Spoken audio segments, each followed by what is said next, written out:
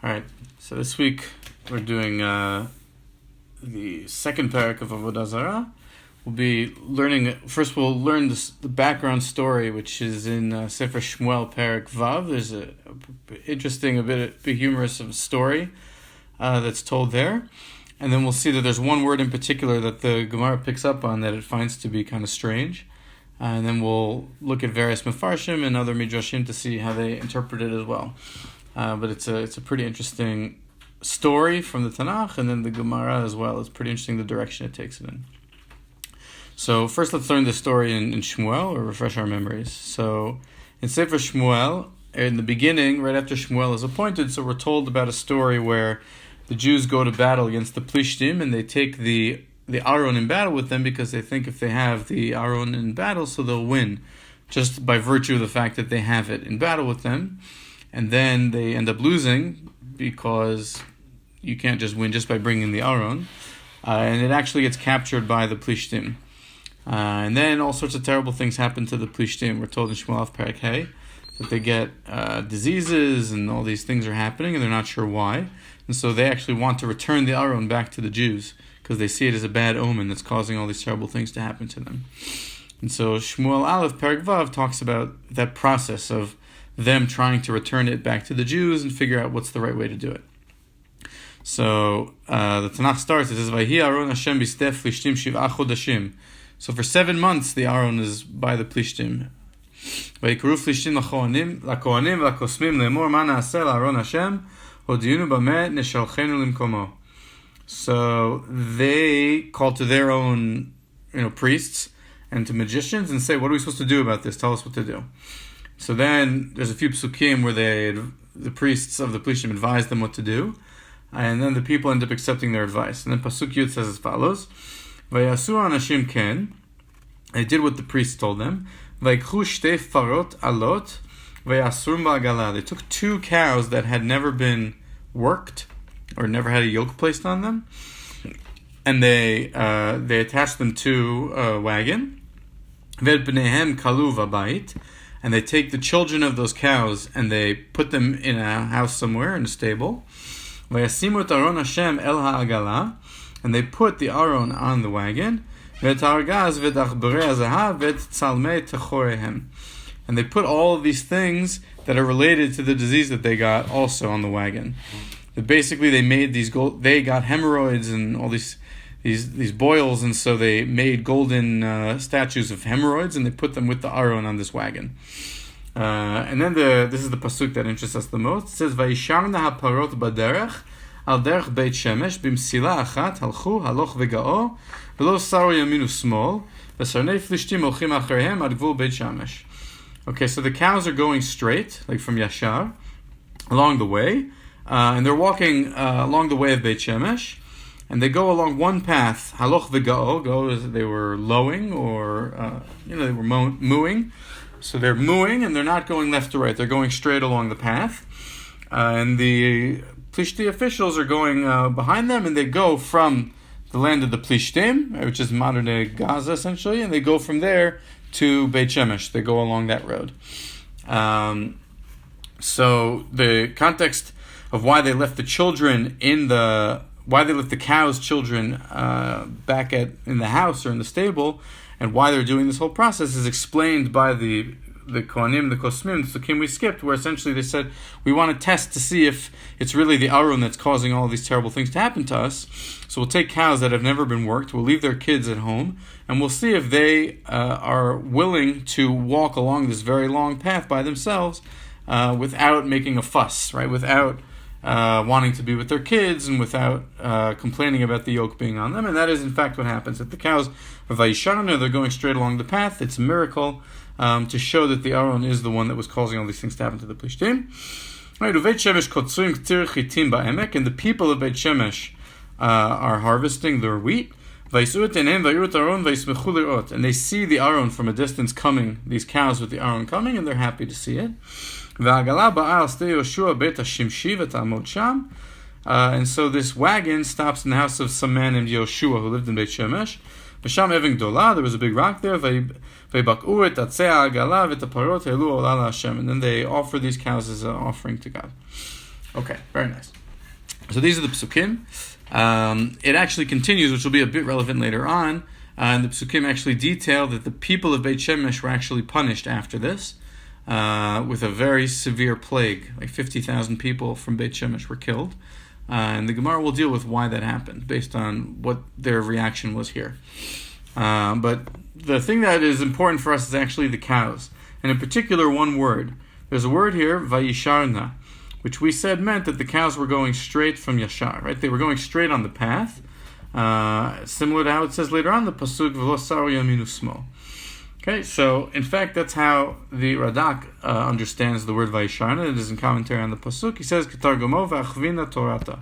Torata is the cows, like the shorata, and then achvina, like kivun, right? They were going straight along the path. Otzeh lamar kivnu derech Beit Shemesh v'alchu derech Yishara v'lo saru yaminu smo. ובא בסימן אחד של נקבה לבד, כמו ויחמנה בבואן לשתות. Okay, and it says here that, and this word of vayisharna is coming, it's a sign of just nekeva. Similar to where it says vayichamna beva'an lishtot, which is a word in Vayetze, in Parshat Vayetze, where it talks about that they were getting hot when they came to drink. This is when Yaakov was doing all the games, when he was trying to get the livestock from Lavan. So he played with the sticks and he did the different colors. And then at some point it's talking about how the sheep, the female sheep, were the vaichamna, that they were in heat and then they would mate. So the word vaichamna there is reference to the female sheep, and here the vayisharna is reference to the female cows. So the Radak says that this is just a conjugation of vayisharna and vaichamna talking about females, and he goes and gives the grammatical explanation. But Rashi has a different opinion. Rashi says as follows: vayisharna, he says, Hare teva zo androgynous. This word vayisharna is transgender, or it's androgynous. It's both male and female, right? Like androgynous. Why does he say that? Because, right, traditionally in the grammar of Tanakh, so if you have the plural of females in the future, or not even in the future, but female plural, so it'll be normally with a nun hey at the end. Right, like if it's a male plural, so it'll be vayismechu, for example, and if it's a female plural, it'll be vatismachna. Right, so instead of vayismechu, which is for the men, for the women, it ends in na at the end, and there's a taf. So here it's kind of a combination of the two, right? Because it should say vatisharna if it's talking about multiple females, and it should say vayishrenu if it's talking about multiple males. But it combines them. It has the yud of the males and the nun hey of the females, and the plural. But it's talking about cows, right? The pasuk is talking about parot. So the question is, if it's talking about parot, why does it say vayisharna, not vatisharna? So Rashi says that this word is actually this interesting case where it's male and female in the plural together. What does that teach? Melamed she'af havladot hayu omrim shira. That even the children, which were locked up back in the house or in the stables, right? The vladot, the children of the cows, they were also singing song. What song were they singing? Roni Roni Hashita Hitnofefi V'chule Kedi'ita b'Mesechet Avodah Zarah Ulufi Pshuto Vayisharna Lashon Yashar Derech Yashar Hayu Holchot. Rashi acknowledges that the pshat is that Vayisharna is that they were going straight along the way. What are we talking about here? That there's this idea that the cows were singing song. How can cows sing song? They're animals. And what is this song? Roni Roni Hashita. Rashi says, go look at Masechet Avodah Zarah Kaf Dalad Amud Bet, which is actually the Gemara that we're interested in as brought in the En Yaakov. So let's learn that inside. Avodah Zarah Chaf Dalad Amud Bet says as follows: Vayisharna haparot baderech al derech Beit Shemesh v'gomer. So the Gemara asks, "My vayisharna, what does this word mean?" Amar B'Yochanan Mishum Rabbi Meir she'amru shira. Right, so they interpret it midrashically. They say vayisharna is not from Yashar, but it's from Shira. So the cows were not going straight; they were singing. V'Rav Zutra bar Tuvia Amar Rav Shiashru pnehem k'neged Aron ve'amru Shira. And then Rav actually interprets it both ways, both in the pshat that they straightened, they turned straight and looked at the Aron, and that then they were inspired to sing songs. So the Vaisharna is that they were going straight towards they looked straight at the Aron and they sang. Umay Shira Amru, what song did the cows sing? Amar B'Yochanan Mishum Rabbi Meir, Azashir Moshe Uvnei Yisrael. So the cows sang Azashir. Rabbi Yochanan Didei Amar, V'amartem Bayom Ahu Odu LaHashem Kiru B'Shmo V'Gomer. But Rabbi Yochanan himself, while he quoted Rabbi Meir as saying Azashir Moshe, he himself held that they sang something from Yeshayahu. Rish Lakish Amar Mizmora Yatma. They sang the orphan Mizmor from Tehillim. Okay, Mizmor Shiru Lashem Shir Chadash Kinifot Asa Shir Lo Yimino Zro Kodsho, which is from Kabbalah Shabbat, obviously Mizmor Tzadi Chet. Why is it called Mizmor Yatma, the orphan Zemer? So before we go on in the Gemara, just quickly we'll read this commentary of Hakotev, which is the commentary of the Ein Yaakov himself, the author, the one who compiled all the Agadot. So every once in a while, he writes kind of some notes on the side of the Agadot that he compiled.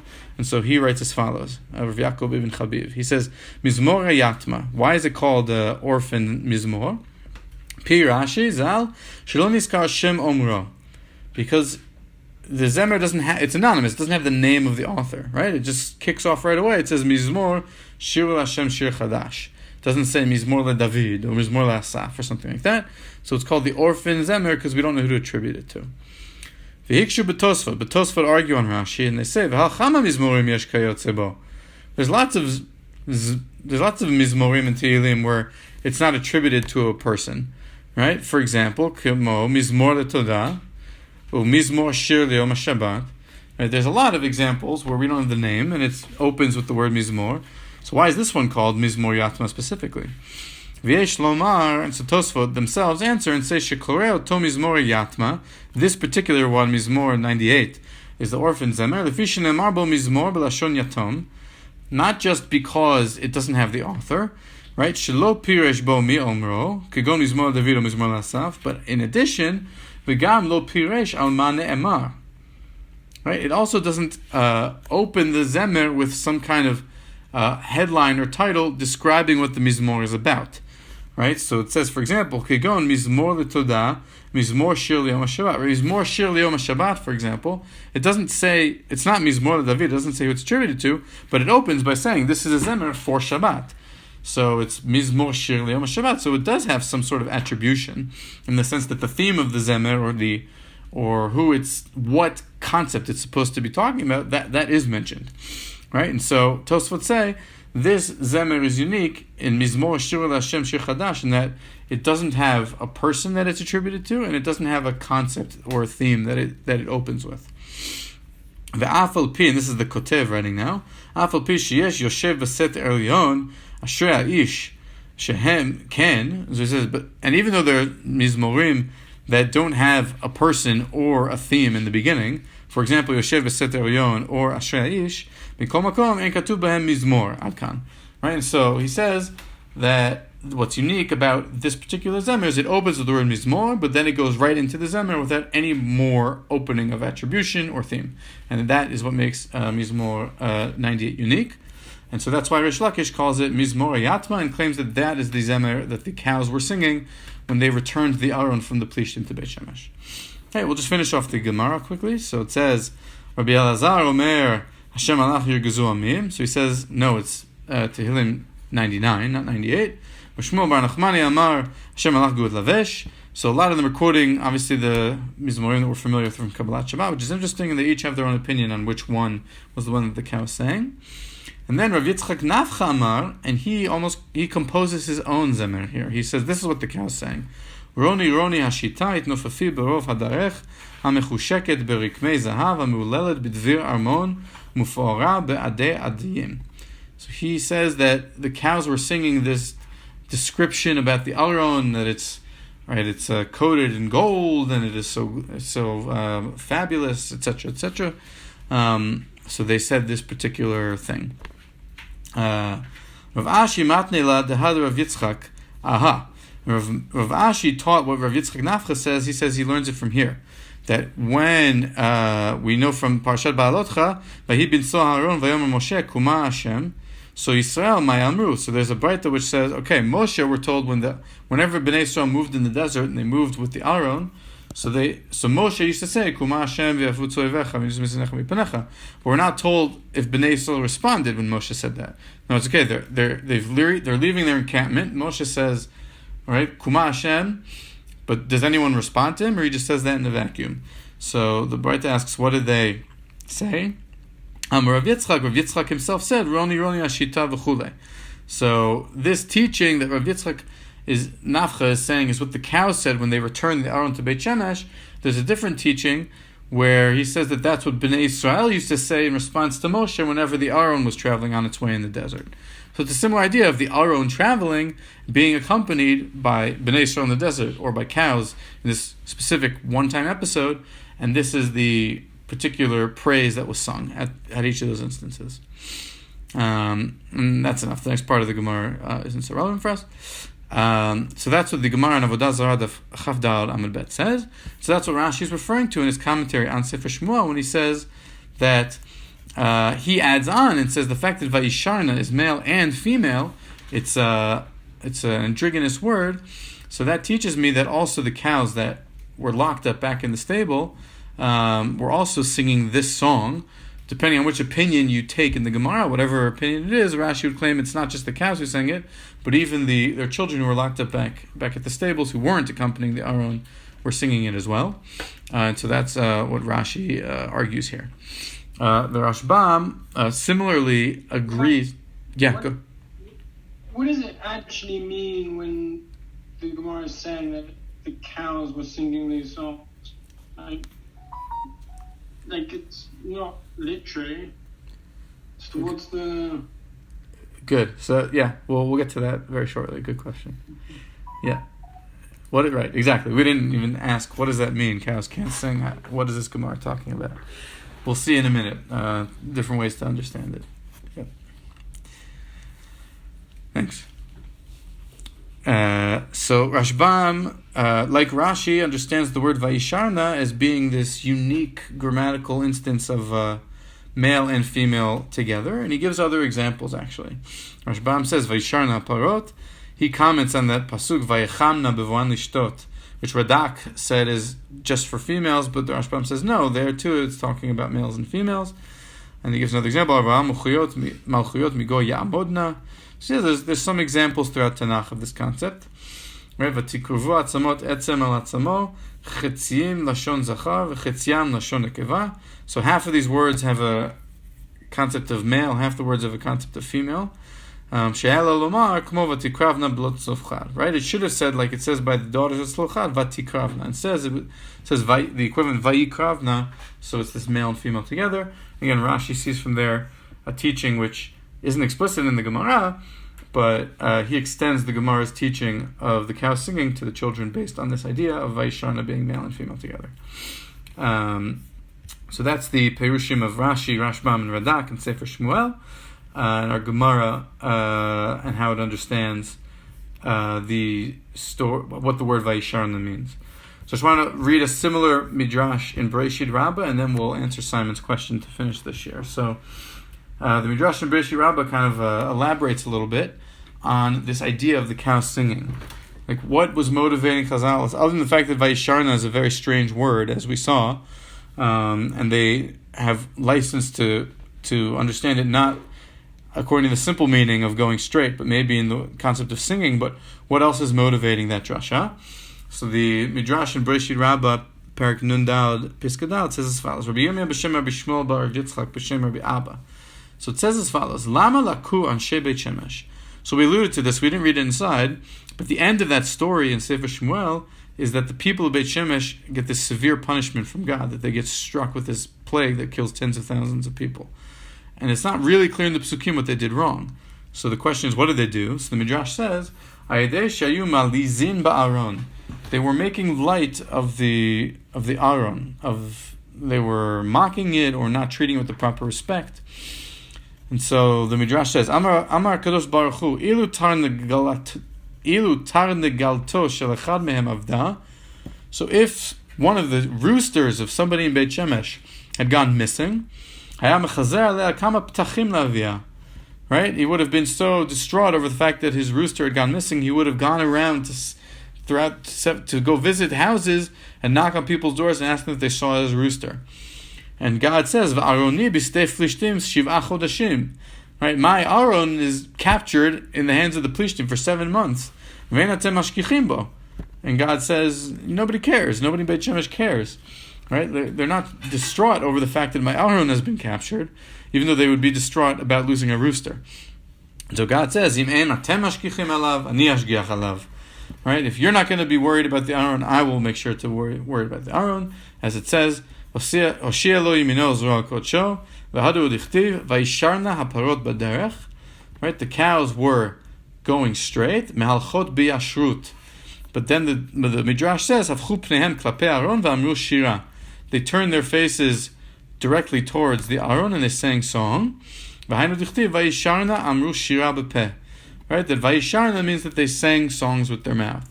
Right? So this is the opinion of Rabbi of Rav. Shishru pnihem keneged Aron ואמרו שירה. Right? So that's what's quoted here. And then it goes on and says, what did they sing? Right? Ezo shira amru Rabbi Meir omer shirat hayam. And here it adds on, and Markan halchu haloch v'ga'o. So I actually like this drasha. Rabbi Meir says, why shirat hayam? The Gemara in Avodah Zarah doesn't explain why they think each rabbi thinks his opinion is correct. Here it goes into more detail. So Rabbi Meir asks, why does he think Shirat Hayam is what the cows sang? Because when it talks about the cows, it says they were walking v'ga'o, and they were lowing or they were mooing. V'nemar la'alan, it says in Shirat Hayam, ki ga'o ga'a. Right? Shir Hashem ki ga'o ga'a. So there it means how, like, his God is so great and so powerful. But it has a drasha where here it's ga'o with an ayin instead of an aleph. So it says ga'o with an aleph, which means God is great, and here it's ga'o, the cows were mooing, but it uses the drasha of aleph and ayin sounding similar to say the cows were saying that God was great. So that's how you know they were singing Az Yashir, which is like a nice drasha. Here Rabbi Yochanan says Shir Hashem Shir Chadash. Right? It doesn't mention here the Mizmar Yatma that we saw. It says in the Gemara in Avodah Zarah. Okay, Rabbi Elazar says something, Rabbanan says something, Rabbi Yirmiyah says something. Okay, and then Tane Eliyahu and Eliyahu taught Romi Ashitayit Nofafi Berov Hadarecha Mechusheket B'Rikmei Zahav Hamulabu Dviramon Hamulefet Ben Shnei Kruvim. So what Rav Yitzchak Nafcha taught in the Gemara in Avodah Zarah, here it's taught in the name of Eliyahu with slight variation, which is interesting. And then the Midrash finishes and says, Amar Bishmuel Bar Nachman Kama Yigiot Yagabo Ben Amram Ad Shilimed Shira LaLeviim. How hard did the son of Amram have to work to teach song to Leviim? In other words, how hard did Moshe have to work to teach the Leviim song? Right? That, and he's talking to the cows, as it were. He's saying to them, and you sing song not on your own, without any needing to be taught, without any impetus. You just burst out into song for God. Shkoyach, yishar chelchem. Right? Shkoyach to the cows.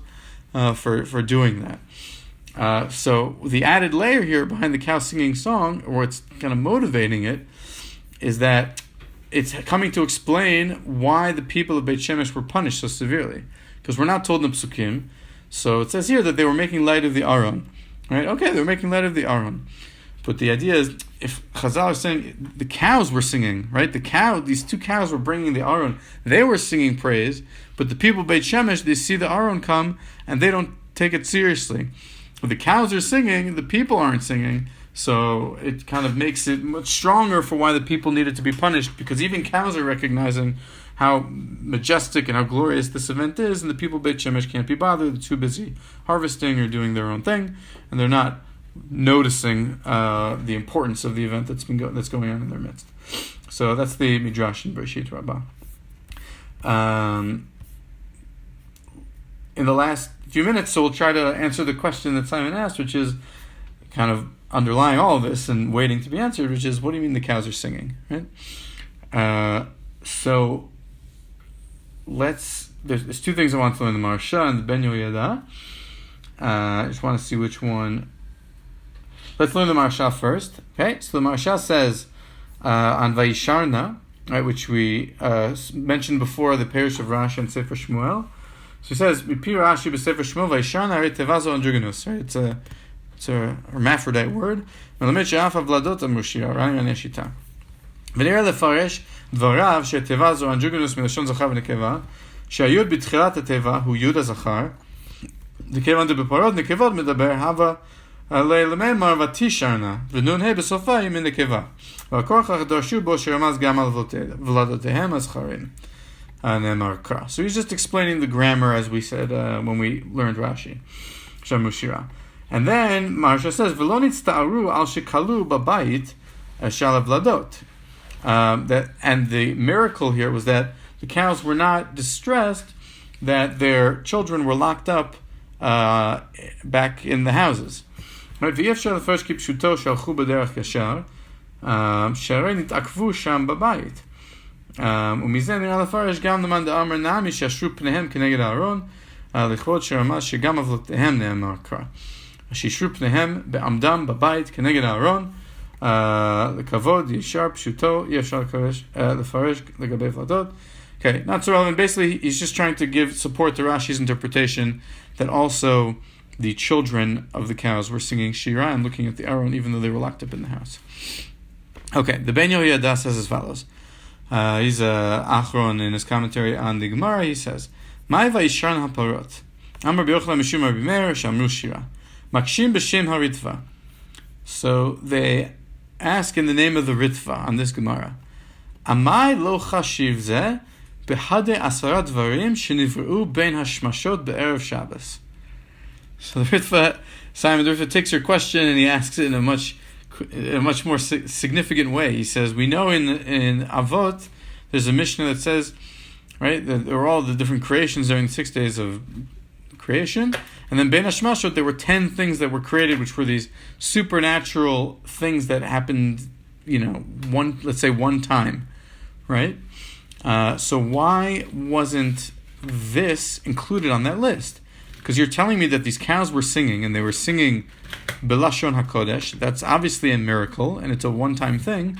So why isn't these cows singing included on the list of the 10 things that were created by Hashmashot? That's the Ritva's question. And his answer is quite clever. He says, V'tiretz kfar mana piha aton, v'hu av lechulan ad kan. The Ritva says, one of the 10 things on the list of the things that were created by Hashmashot is the ability of the donkey, in the story of Bilam to speak. Right? If we look at that Mishnah and Avot, I should have brought it here, but we pull up quickly. Mishnah Avot Hevav. Let's just see. Mishnah Avot Hevav. Right, so there were 10 things that were created right before Shabbat started. So the earth that opened its mouth to swallow Korach and the rebellion, the mouth of the well, the mouth of the donkey. This is the one that we are just referencing now, the donkey of Bilam. All right, and the rainbow, and the man, and the staff that did all the miracles, Shamir, which is a special worm, etc. Okay, there's a few things listed. There's 10 things, but one of the things that's listed there is, of course, the mouth of the donkey, or the fact that the donkey was able to speak in the story of Bilam. So Ritva says that included that particular instance and all other instances of animals opening their mouths to speak. So the Mishnah didn't have to list separately the cows singing song in the story in Shmuel because it was included under the Av, right, the main category, which is listed of the donkey speaking. Clever answer of the Ritva. So Ben Yehoyada says, it seems the Ritva, what he's saying is that the power that was created, the supernatural power that was created for the donkey of Bilam to speak, that she spoke to him, that same power then rested on the mouths of the cows in this episode, and they burst out into song as well.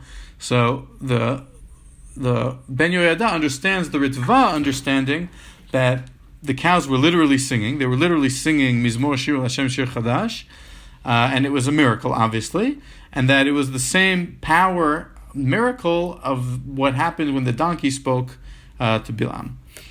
Then the Ben Yehoyada says, "Ve'od nirali something zu hashira shesharu parot."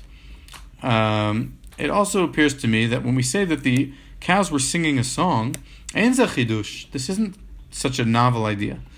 Teha'ika bepirkei shira mikol hachayot ubeimot ve'ofot shomrim shira. There's actually a midrash called Perek Shira, which has a chapter for each of the different types of animals. It has a chapter for the frog and a chapter for the bird, and each of them sing songs to God. Right? There's this idea that the animals sing songs, and Tehillim talks about it all the time, but there's this midrash that each of the animals sings a song as well. Upirash Rabbeinu Arizal, right? The Ben Yehoyada is an Aron, so he's quoting the Ari already. So he says, a kavanah sheyesh malach memuneh al kol davar v'davar v'chol min v'min. that the Arizal takes this idea of Perek Shira, that each animal sings a song, which on a simple level can just be understood, of course, like metaphorically or allegorically. And the Ari says it means that there's an angel that is appointed over every single thing in the universe, right, and every single species in the universe. And angels sing songs to God in some spiritual sense. And so too here, the angel appointed over cows, pnihem, on that particular day, he placed himself in the mouths of the cows. And the angel was singing the song. So the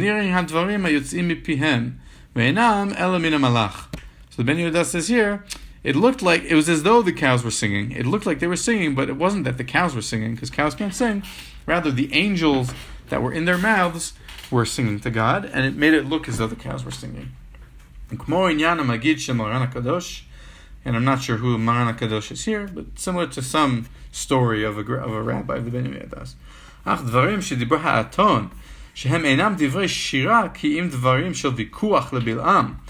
The Ben Yehuda says, and according to this line of reasoning, when the donkey of Bilam spoke, so that wasn't a song, right? That was antagonistic. It was to give musar to Bilam.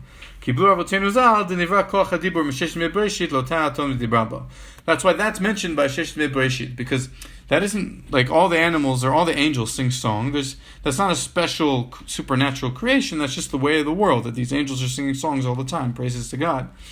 But with the donkey, it wasn't singing song, it was speaking to give musar to Bilam. That was a one-time supernatural thing. And so that koach was created, Sheshmei Bereshit, and is mentioned in Pirkei Avot. But the idea that these cows were singing, unlike the Ritva, here the Ben Yehuda says that we can differentiate and say that either according to the Ritva, the cows were literally singing, or according to the second idea that the cows weren't singing, the angels of the cows were singing. And it seems that he's saying that it looked as though the cows were singing. In other words, that the words were emanating from the cows' mouths, but it was really angels. But I think you can also read the Ben Yehuda to say that it didn't even necessarily look like the cows were singing, even though he says v'nirin hadvarim yotzim mipihem. But it could mean that in the spiritual sense, that the angels were singing praises to God, not that the literal words were coming out of the cows' mouths, but just in some deeper sense that the cows were singing praise to God somehow, and that was recognized by the people who were observing it. In which case, it wouldn't be as much of it wouldn't be this supernatural thing that you'd have to explain, but rather just this larger idea of angels singing praise to God. And then the various rabbis are still able to use that concept of why the angels of the cows were singing praise to God, that can still be used to support the answering of the question of why were the people of Beit Shemesh punished. Because even if the cows aren't necessarily of their own volition singing, the angels appointed over the cows are singing, and then that's something that the people of Beit Shemesh were able to recognize, but they still were malizin ba'aron, and so it led to a lot of them being punished. But the main idea here is that there's this nice drasha, vayisharna being this strange word, of this word that's both male and female, and using it to explain the larger theme of what's happening in the story of the people of Beit Shemesh, but also to teach this idea of praise of God and how even animals can sing praises to God, and then that's incumbent of kal vachomer on people to make sure to recognize when there's miracles that are happening in their midst, that they should say Shira and appreciate the miracles that are happening around them. Ad kan. Shkoyach. Shkoyach.